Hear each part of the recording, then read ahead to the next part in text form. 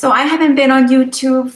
I used to do my videos like around, I guess, 3 years ago, and it was more based on lifestyle. And I had just started actually, no, I had not started my video 5 years ago. I started doing YouTube's 5 years ago. My last video was 2 years ago. And so I started towards a little bit towards my change in our lifestyle. When we started having more plant-based foods, and then eventually kind of just went into full-blown plant-based.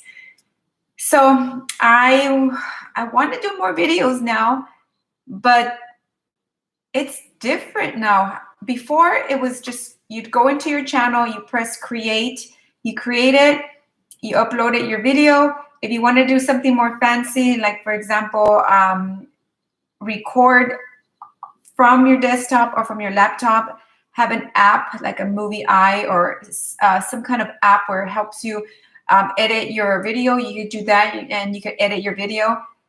Now it's a little bit more difficult, and the wording is a little bit more difficult. For example, when uploading a video or when going live, it gives you, before, there's certain things that you have to check off. And one of them was, is my video appropriate for kids? So depending on the subject, right, I would put yes or no, and then it drops back and it tells you, yes, restrictions for viewers over 18 only. It doesn't say it straightforward. Like, for example, the way I would word it, or the way that it just makes more logic, is that, yes, restrictions for viewers under 18. I mean, right? Or no restrictions for viewers under 18. Why make it so wordy like that, so that it's like confuses the person that's going to do the video? I don't understand. So this might be a test, because I'm testing how to record a video from my desktop. That's why the scene is not that exact, intriguing or fascinating, because I'm just in front of my desktop that's right here in the little corner of my dining room or my kitchen. And I'm thinking, I don't know what direction my channel will go, because it has my videos that are on there that are old are based on food, lifestyle, my favorites, and just different comments about health. And now we're living in a whole different world. I know that, my host is doing a lot of restrictions on what people could say. And I don't know. I think there has to be another platform. I'm hoping that there's another platform, that people are working to create another platform where people could freely talk and not have to be censored, because I feel like there's a lot of things that the narrative does not want us to share, and makes it very difficult to get information based on truth, based on personal experience. And there's no truth like your personal experience. I'm not saying truth in general, like my truth is the truth for everyone. No, my personal experience in certain situations, right?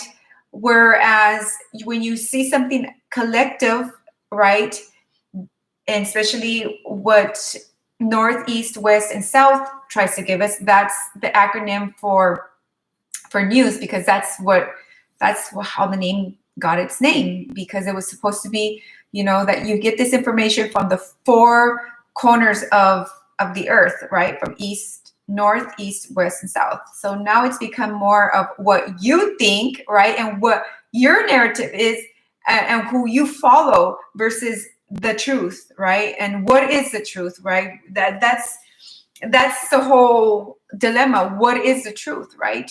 There really isn't any truth to anybody if you don't have an absolute truth.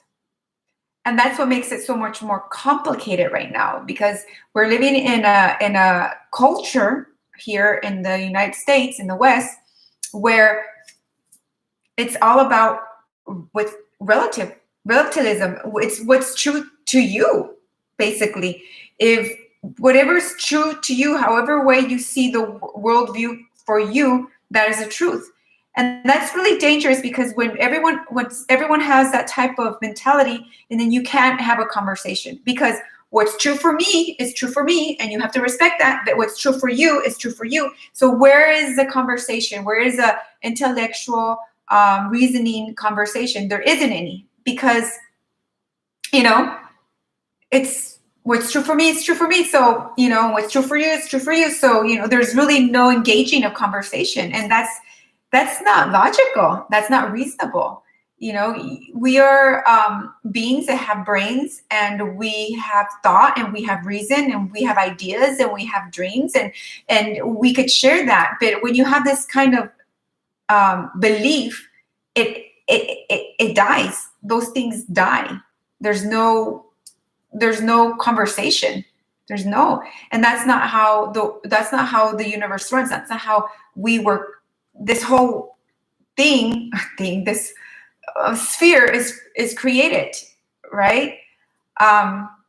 So I want to put content, but again, I don't want to be censored. I don't want to go through all this time, because it takes work to to edit, to upload, and at the end they say, oh, you know what, we don't like what you have to say because it goes against our narratives and what we believe.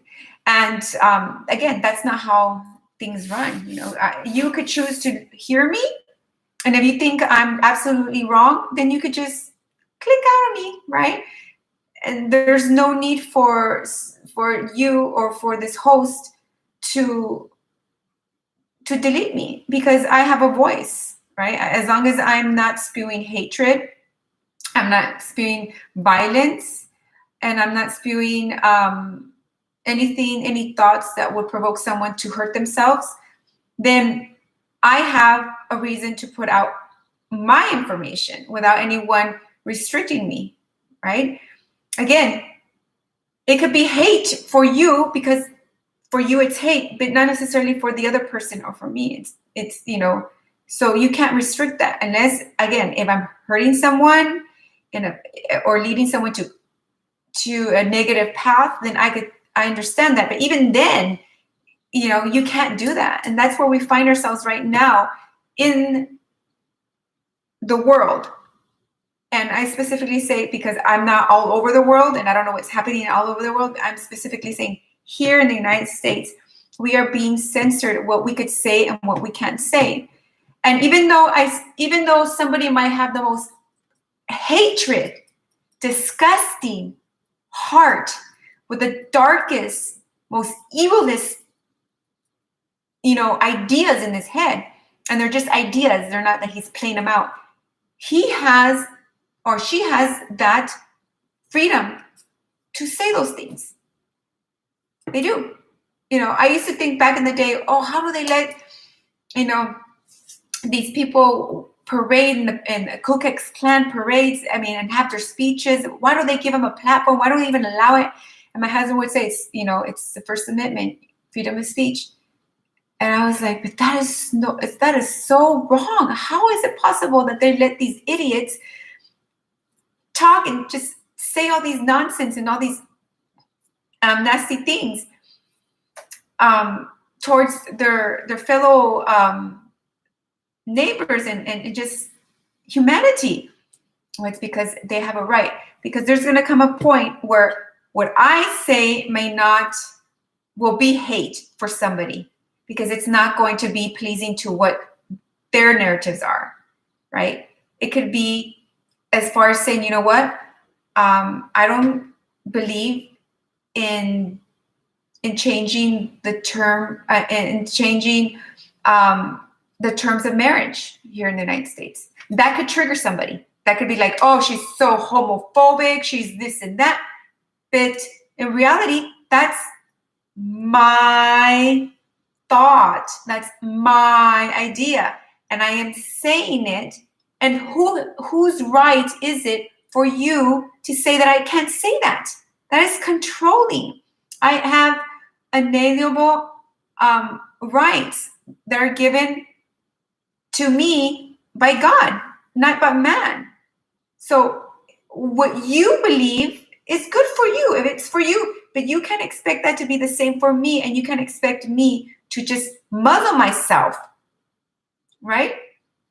Because the other party that's on the other side, they don't muzzle themselves.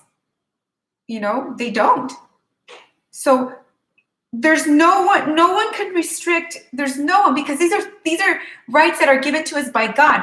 But if you don't believe in God and you don't believe, in a higher power, right? Then there really isn't a guideline, and that's what's so scary. There's no foundation now, and that's why we find ourselves in the situation that we're in. And I don't see this getting any better. It's not going to get better. I feel like there's going to be something tragic has to happen so that we could wake up, because I don't really see this getting any better. I really don't. We have given our rights to government, and government that is godless, to say that they really don't have a higher, as my husband would say, a North Star to point. They don't have a higher, they're not accountable to anything. They're accountable to themselves. And the Bible says that that our heart is deceitful, right? And so if you don't have any accountability with anybody and your heart is deceitful,